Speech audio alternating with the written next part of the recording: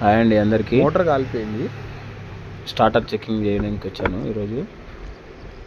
Starter 2 పేజ్లా running అవుతుంది. First ఈ page తీసినప్పుడు ఇచ్చిపెట్టింది, తర్వాత సెంటర్ పేజ్ తీసాము, ఇచ్చిపెడతలేదు. లాస్ట్ పేజ్ తీస్తే ఇచ్చిపెడుతుంది. ఒకసారి చూడండి ప్రాబ్లం.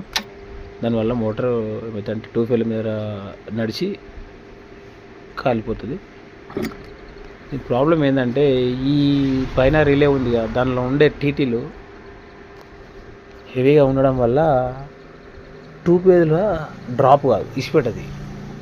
లోడ్ పడదు, అసలు లోడ్ పడ్డా కానీ ఇచ్చిపెట్టది. దానివల్ల ఏమైతే మోటార్కి ఎఫెక్ట్ ఇస్తుంది. అంటే అందుకే బ్రాండెడ్ స్టార్టర్ వేసుకోవాలి. ఎప్పుడైనా మంచి క్వాలిటీది కంపెనీ చూసి వేసుకోవాలి.